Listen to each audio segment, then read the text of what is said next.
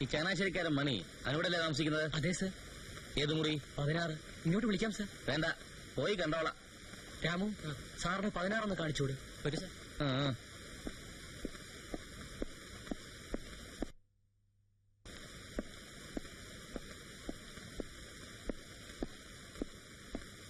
ഇതാണ് sir room. അവനില്ലല്ലോ. എന്നാ കുളിക്കായിരിക്കും sir. Bathroom പുറത്താ. എവിടെ?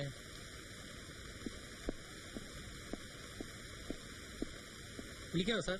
വേണ്ട വേണ്ട, പൊക്കോ. ഇവിടെങ്കിലും കണ്ടുപോരുത്.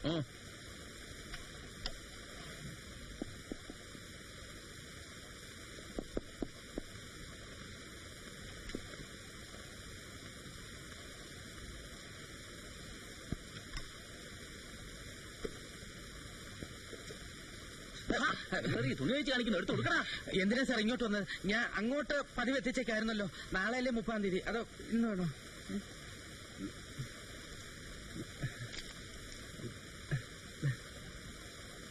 എത്ര ഉണ്ടോ പേഴ്സിനകത്ത്? ഒരു 350 കാണും സാർ. ഒരു 350 പേഴ്സിലെ. സാർ ഈ അറയിൽ ഒരു 100 രൂപ ഉണ്ട്. പേഴ്സിലെ തത്തക്കുടിയിൽ താമസിക്കുന്ന കുമുദത്തെ അറിയാവോ നിനക്ക്? അയ്യോ, അവരുടെ കാര്യം സാറിന് എങ്ങനെ? സാർ അവര് ഹൈ ലെവൽ പാർട്ടിയാ. സാറിന് വേണ്ടിയൊക്കെ പോയിരുന്നോ? പോയിരുന്നു സാർ. നീ അവളെ തട്ടിയത്? തട്ടിയെന്നോ? അയ്യോ, എനിക്കൊന്നും അറിഞ്ഞോ സാർ. നിനക്കൊന്നും അറിയില്ലല്ലേ? അയ്യോ സാർ, എന്റെ പാന്റ് എടുത്തു കൊടുക്കണ. കുമുദത്തിന് എന്തോ പറ്റി സാർ? എടാ, നിന്റെ വേലയുണ്ടല്ലോ. ഇത് ഞാൻ തന്നെ എഴുതിയിട്ടാണ് സാർ. സുൽത്താൻ എത്തിയിട്ടുണ്ട്. ആരുടായി സുൽത്താൻ? കോഴിക്കോട്ടിലൊരു സേട്ടാണ് സാർ. ഞങ്ങളുടെ ഇടയിൽ സുൽത്താൻ എന്നാണ് അറിയപ്പെടുന്നത്. ഇളംകാറ്റിൽ 115 ബാർ 1900 ബെൽ. എന്താ ഇളംകാറ്റെന്ന ബ്രീസ്, ഹോട്ടൽ ബ്രീസ് 115. ആ സേട്ട് താമസിച്ചിരുന്ന റൂം നമ്പർ 1900 എന്നുള്ളത് വൈകുന്നേരം 7 മണി. ആ സ്ത്രീ ഹോട്ടലിൽ എത്തേണ്ട സമയം. ബെൽ മണി. ഞാൻ എന്റെ പേര്. വലിയ മിലിറ്ററി ഓപ്പറേഷൻ മാതിരി ആണല്ലോടാ നിന്റെ ഒരു കൂട്ടിക്കൊടുപ്പ്. അപ്പൊ നീ അവരുമായി ബന്ധപ്പെട്ടുകൊണ്ടിരുന്നത് ഈ കോഡ് ഭാഷയിലല്ലേ? എപ്പോഴും ഇല്ല സാർ. കാണാൻ ചെല്ലുമ്പോ കണ്ടില്ലെങ്കിൽ ഇങ്ങനെയുള്ള കുറിപ്പ് എഴുതിയിടും. എത്ര നാളായി നിനക്ക് ഇവരെ പരിചയമുണ്ട്? ഒരു 7 മാസമായി അറിയാം. എവിടെ വെച്ചാ നീ ആദ്യമായിട്ട് ഇവരെ കണ്ടത്? മലനാട് മോട്ടൽ. അവിടെ വെച്ചാ. എങ്ങനെയാ? മലനാട് മോട്ടലിൽ മുമ്പൊരു മാനേജർ ഉണ്ടായിരുന്നു, ആന്റണി. അയാൾ ഈ മോട്ടൽ തുടങ്ങിയ കാലത്ത് ബിസിനസ് അല്പം മോശമായതുകൊണ്ട് അല്പസ്വല്പം ഇതൊക്കെ ഏർപ്പാടാക്കി സാർ. അതിനുവേണ്ടി കൊണ്ടുവന്ന 3-4 പെണ്ണുങ്ങളുടെ കൂട്ടത്തിലാ ആദ്യം ഈ കുമുദം വന്നത്. ഞാനങ്ങനെ പരിചയപ്പെട്ടു, ഒരു കോൺടാക്ട് ഒക്കെ ഉണ്ടാക്കി സാർ. മലനാട് മോട്ടലിന്റെ ഉടമസ്ഥന്റെ പേര് അനിരുദ്ധൻ അല്ലേ? അതെ സാർ. അയാൾക്ക് ഈ സ്ത്രീയുമായി എന്തെങ്കിലും ബന്ധമുണ്ടായിരുന്നോ? സാർ, ബന്ധം എന്ന് പറഞ്ഞാൽ? അതേടാ, നീ ഉദ്ദേശിക്കുന്ന ബന്ധം തന്നെ. അങ്ങനെയുള്ള ആളല്ല സാർ. ആള് പക്കാ ബിസിനസ്മാൻ ആണെങ്കിലും പുകവലിയില്ല, കുടിയില്ല, സ്ത്രീകളുമായിട്ട് തീരെയില്ല. ഇതൊക്കെ മറ്റുള്ളവരെ കൊണ്ട് ചെയ്യിപ്പിച്ച് കാശുണ്ടാക്കും അല്ലേ? ആ വീട് അനിരുദ്ധന്റേതാണോ? സ്വന്തമല്ല, വാടകയാ. ഞാൻ കൂടി അന്വേഷിച്ചാ സാർ ആ വീട് കണ്ടുപിടിച്ച് വാടകയ്ക്ക് എടുത്തത്. അതെന്തായിരുന്നത്? 3 മാസമായി കാണും. ആദ്യം ഈ പെണ്ണുങ്ങളെല്ലാം ഹോട്ടലിൽ തന്നെയായിരുന്നു സാർ താമസിപ്പിച്ചിരുന്നത്. പിന്നെ ഇപ്പോഴത്തെ സബ് ഇൻസ്പെക്ടർ സാറ് വരുന്നതിന് മുമ്പുണ്ടായിരുന്ന സാറ് ആള് കുറച്ച് സ്ട്രിക്റ്റ് ആയിരുന്നു. അപ്പോ ഹോട്ടലിൽ ചില റെയ്ഡൊക്കെ നടന്നു. ആ സമയത്ത് അനിരുദ്ധൻ സാറ് പറഞ്ഞതനുസരിച്ച് ഞാൻ വീട് തേടി കണ്ടുപിടിച്ച് ഈ പെണ്ണുങ്ങളെല്ലാം അങ്ങോട്ട് മാറ്റിയത്. എന്നിട്ട് ബാക്കിയുള്ളവരൊക്കെ? പഴയ ഇൻസ്പെക്ടർ സാറ് ഞാൻ പറഞ്ഞില്ലേ സ്ട്രിക്റ്റ് ആയിരുന്നെന്ന്. ആ സമയത്ത് ഈ ബിസിനസ് മോശമായി. പെണ്ണുങ്ങൾ ഓരോരുത്തരായി സ്ഥലം വിട്ടു. പക്ഷെ എവര് പോയില്ല. കാണാൻ കൊള്ളാവുന്നതുകൊണ്ടും പിന്നെ ഡീസന്റ് ആയിരുന്നതുകൊണ്ടും ഇവർക്ക് നല്ല ഡിമാൻഡായിരുന്നു. അതെന്താടാ ഈ ബിസിനസ്സിലോ ഡീസന്റ്? അത് സാർ അവരുടെ കയ്യിൽ അലവിലായത്രയൊന്നും ഇല്ലായിരുന്നു. നല്ല കുടുംബത്തിൽ എങ്ങാണ്ട് പിറന്നായിരിക്കും. ഇവളെവിടുത്തെ കാര്യമാണെന്ന് നിനക്കറിയാമോ? ഇല്ല സാർ. വാസ്തവത്തിൽ ഞാൻ 1-2 പ്രാവശ്യം ചോദിച്ചിട്ടുണ്ട്. പക്ഷെ അവരൊന്നും പറഞ്ഞിട്ടില്ല. അതൊന്നും മണി അറിയണ്ട എന്ന് അപ്പോഴൊക്കെ പറഞ്ഞിട്ടുള്ളത്. പിന്നെ സാർ, ഞങ്ങളെപ്പോലുള്ളവരും അവരെ പോലുള്ളവരും തമ്മിലുള്ള ബന്ധത്തിന് ചില ലിമിറ്റുകളൊക്കെ ഉണ്ട്. അത് വിട്ടുള്ള ഒരു പെരുമാറ്റം അങ്ങോട്ടും ഇല്ല ഇങ്ങോട്ടും ഇല്ല സാർ.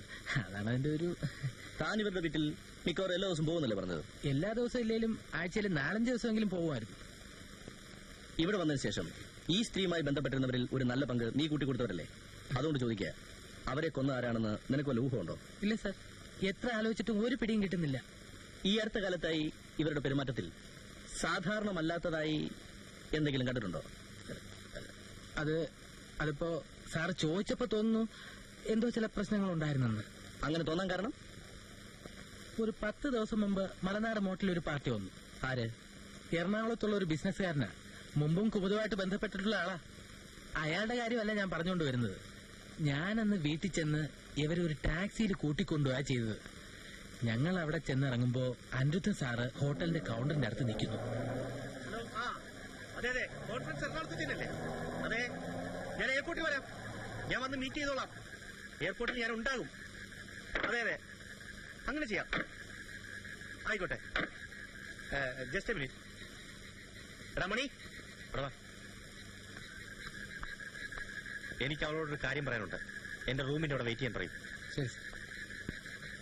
ഹലോ. അനിരുദ്ധൻ സാറിന് എന്തോ പറയാനുണ്ടെന്ന്. പുള്ളിയുടെ മുറിയുടെ അവിടെ നിൽക്കാൻ.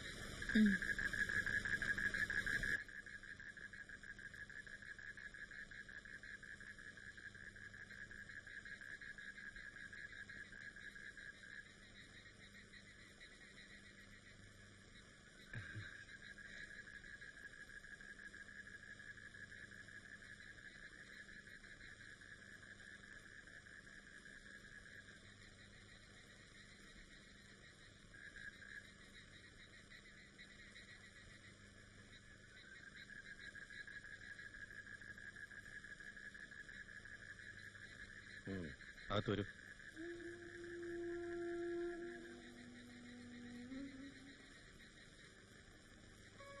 പറഞ്ഞാൽ കേക്കില്ല അല്ലേ? ആ ബന്ധം കട്ട് ചെയ്തേക്കാൻ നിന്നോട് ഞാൻ പറഞ്ഞതാണ്. അതിനിപ്പോ എന്തുണ്ടായി?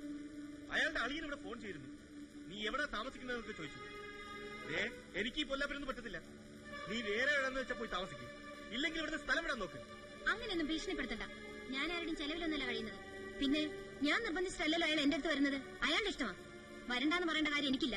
ഒരു കുടുംബം കലക്കുന്ന ഏർപ്പാടാണിത്. അത് കുടുംബമുള്ളവരാ നോക്കേണ്ടത്, ഞാനല്ല. ഏതാ റൂം? Room number 3.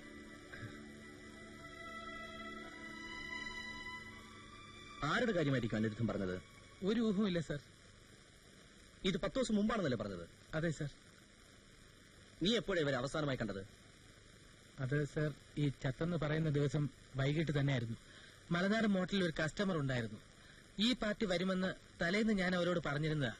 കൂട്ടിക്കൊണ്ടുപോകാനായി ഒരു ടാക്സിയും പിടിച്ച് ഞാൻ അവിടെ ചെന്നു. ഇതുവരെ റെഡി ആയില്ലേ? 7:30 ഞാൻ വരുമെന്ന് ഇന്നലെ പറഞ്ഞിരുന്നാണല്ലോ. ഇന്ന് എനിക്ക് പറ്റില്ല. മണി പൊയ്ക്കോ. അയ്യോ, എന്തു പറ്റി? സുഖമില്ലേ? എനിക്ക് നല്ല സുഖമില്ല. അതൊന്നും സാരമില്ല. നേരത്തെ പരിചയമുള്ള പാർട്ടിയല്ലേ. വന്നൊന്ന് മുഖം കാണിച്ചൊന്ന് തൊട്ടും പിടിച്ചോ കൊടുത്തിട്ടെങ്കിൽ പോന്നാ മതി. പിണക്കാൻ പറ്റുന്ന പാർട്ടിയല്ലല്ലോ. ഒരാഴ്ച മുമ്പ് വിളിച്ചു പറഞ്ഞ് ഏർപ്പാടാക്കിയതാ. തിരിച്ചുപോയി എനിക്ക് അയാളുടെ മുഖത്ത് നോക്കാൻ പറ്റില്ല. ഡ്രസ്സി, ഞാൻ ഇവിടെ ഇരിക്കാം.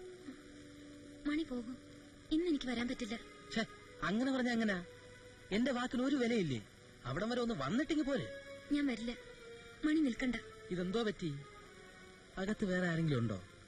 ഞാൻ ഇച്ചിരി നേരം മാറിയിക്കാം. അല്ലെങ്കിൽ പോയിട്ട് ഒരു 1/2 മണിക്കൂർ കഴിഞ്ഞിട്ട് വരാം. വേണ്ട, പോയാ മതി.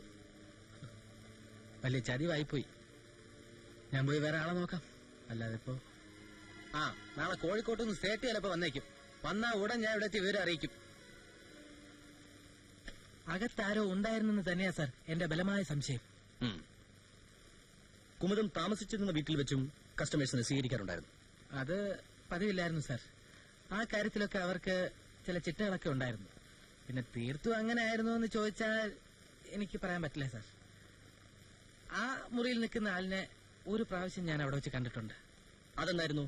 അത് കഴിഞ്ഞ മാസം 29-ാം തീയതിയോ 30-ാം തീയതിയോ മറ്റോ ആയിരിക്കും. വേറെ ആരെങ്കിലും? വേറെ ചില ശനി ഞായർ ദിവസങ്ങളിൽ അവിടെ ഒരു ജീപ്പ് കിടക്കുന്നത് കണ്ടിട്ടുണ്ട്. പിന്നെ സാർ, അങ്ങനെ ആരെങ്കിലും ഉണ്ടെന്ന് തോന്നിയാൽ ഞാൻ കയറാതെങ്ങ് തിരിച്ചു പോകും. അല്ലെങ്കിൽ കാത്തു നിന്ന് അവരൊക്കെ പോയിട്ട് കയറും. ഇതൊന്നുമല്ലാതെ പതിവല്ലാത്തതെന്ന് തോന്നുന്ന എന്തെങ്കിലും ആരെങ്കിലും നിന്റെ ഓർമ്മയിൽ വരുന്നുണ്ടോ? ഓർത്തു നോക്ക്. സാർ, ഈ ചത്തെന്ന് പറയുന്നതിന്റെ തലേന്ന് ഞാൻ ചെല്ലുമ്പോ ഒരു നീല അംബാസഡർ കാർ വേഗത്തിൽ അവിടെ നിന്ന് ഇറങ്ങി പോകുന്ന കണ്ടു. അതിന്റെ പിൻ സീറ്റിൽ ഒരാൾ ചാരി കിടപ്പുണ്ടായിരുന്നു. മുൻ സീറ്റിൽ ഡ്രൈവറെ കൂടാതെ ഒരാൾ കൂടി ഉണ്ടായിരുന്നു. അവരെ കണ്ടാൽ തിരിച്ചറിയാൻ പറ്റുമോ? പറ്റുമെന്ന് പറയാൻ പറ്റത്തില്ല സാർ. ഒരു മിന്നല് പോലെ അവരങ്ങ് പോയി. ഇവന്റെ ഫിംഗർ പ്രിന്റ് ഒക്കെ എടുത്തിട്ട് വിട്ടേക്ക്. സാർ, എടാ നിന്റെ വിരലടയാളം ഇനി ഞങ്ങളുടെ ഫയലിൽ കാണാം. നീ ഇനി കൂട്ടിക്കൊടുക്കുമ്പോഴേ എങ്ങും കയറി പിടിച്ചു കളയരുത്. അടയാളം ഒന്നും വീഴിക്കരുത്. പിന്നെ കുറച്ചു ദിവസത്തേക്ക് അതിന്റെ ബിസിനസ് ഒക്കെ നിർത്തിയേക്കണം. ശരി സാർ. മര്യാദയ്ക്ക് ജീവിച്ചില്ലെങ്കിൽ നിന്നെ എടുത്ത് ഞാൻ അകത്താക്കും.